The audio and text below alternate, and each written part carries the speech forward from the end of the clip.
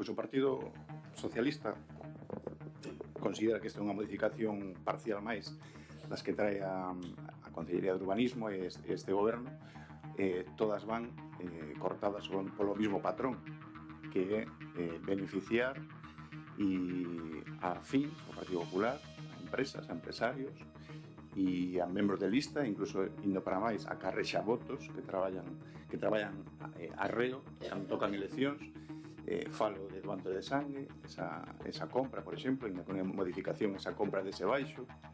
Sabedes que aí, saber de sobra que aí hai o que hai. Falo tamén do edificio da parada de taxis, donde hai intereses con a relación de parentesco da concelleira. E falamos ahora desta modificación puntual, ¿no?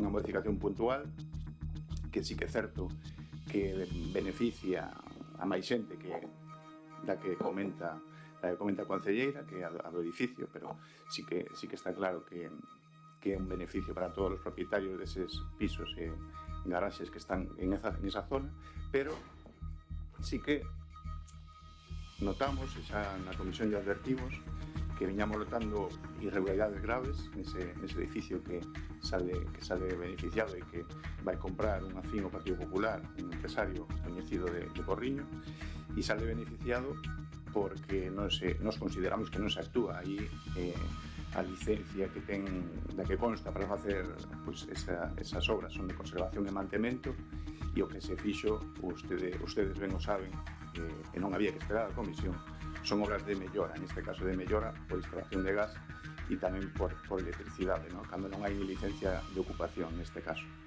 Por tanto, é unha máis, non vamos a opoñernos a que se regularice a situación en esa rúa, entre eses díxitos que vostedes propoñen.